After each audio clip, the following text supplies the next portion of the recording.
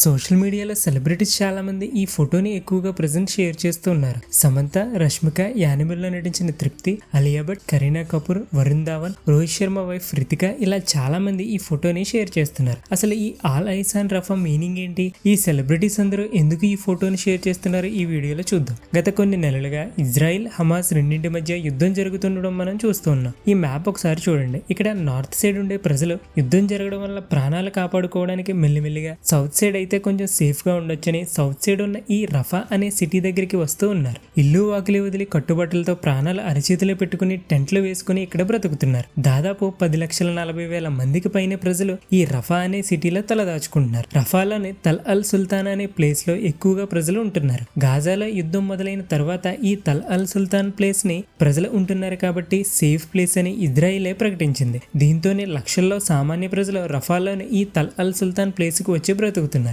అయితే ఈ ప్లేస్ పైనే రీసెంట్ గా ఆదివారం నుంచి భయంకరమైన దాడులు ఇజ్రాయెల్ చేస్తుంది. ప్రజలు టెంట్లు వేసుకుని జీవిస్తుండడంతో ఇజ్రాయెల్ దాడుల వల్ల దాదాపు 45 మంది సామాన్య ప్రజలు ప్రాణాలు విడిచారు. వందల కొద్ది గాయపడ్డారు. ఇప్పటి వరకు గాజాపై జరిగిన యుద్ధంలో అత్యంత దారుణమైన దాడి ఇదే అని ప్రపంచం మొత్తం ఇజ్రాయెల్ ని తప్పుపడుతుంది. రఫాపై ఆపరేషన్ ఆపేయాలని ICC international criminal court Israel కి రీసెంట్ గానే ఆర్డర్ ఇచ్చింది. అయితే ఆ తర్వాత రోజే ఇలా దాడులు చేయడంతో ఇంటర్నేషనల్ క్రిమినల్ కోర్టు ఇజ్రాయెల్ పై తీవ్రంగా మండిపడుతుంది. ఇదిలా ఉంటే ఈ all eyes on Rafah slogan ముందుగా ఎవరి నోటి నుంచి వచ్చిందంటే పాలస్తీన్ సైట్ లో WHO డైరెక్టర్ గా ఉంటున్న రిక్ పీపర్కాన్ దీనిని ఫస్ట్ టైం ఉపయోగించారు. ఫిబ్రవరిలో Israel prime minister Benjamin Netanyahu Rafah సిటీని ఖాళీ చేయబోతున్నట్లు అనౌన్స్ చేశారు. అప్పుడు ఈ రిక్ పీపర్కాన్ ప్రపంచంలో అందరి కళ్ళు ఈ రఫాపై ఉండాలని ఈ all eyes on Rafah slogan ని చెప్పారు. అంటే రఫాలో జరుగుతున్న దారుణాలు చూసి కళ్ళు మూసుకోవద్దని, ప్రపంచం మొత్తం ఇక్కడ జరిగేవి తెలియాలని ఈ స్లోగన్ అందరికీ చేరేలా చేశారు. 10,40,000 మంది సామాన్యులు ఈ రఫా ప్లేస్ లో ఉన్నా కూడా భయంకరంగా ఇజ్రాయెల్ దాడులు చేస్తుందని,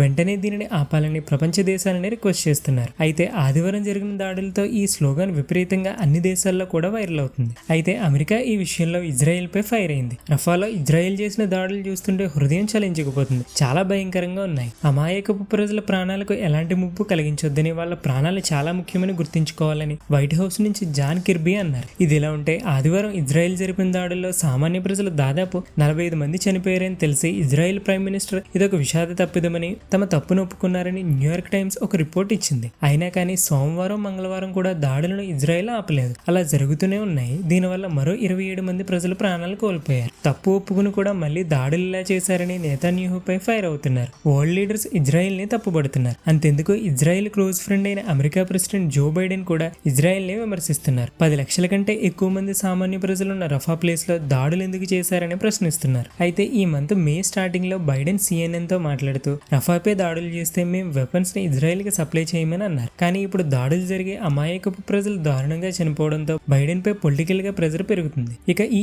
all eyes on Rafa slogan ని ప్రపంచ దేశాల్లో సెలబ్రిటీలే కాకుండా మన ఇండియాలో క్రికెటర్స్, హీరోలు, హీరోయిన్స్ షేర్ చేస్తూ సామాన్య ప్రజల ప్రాణాలు తీయొద్దంటూ తమ సపోర్ట్ ని అందిస్తున్నారు. ఈ హ్యాష్ ట్యాగ్స్ ట్విట్టర్, ఇన్స్టాగ్రామ్ ఇలా సోషల్ మీడియాలన్నింటిలో విపరీతంగా వైరల్ అవుతుంది. దీనిపైన మీ ఒపీనియన్ ఏంటో తప్పకుండా కమెంట్ చేయండి. అలానే ఈ వీడియోని ఒక లైక్ చేసి సబ్స్క్రైబ్ చేయడం అసలు మర్చిపోదు.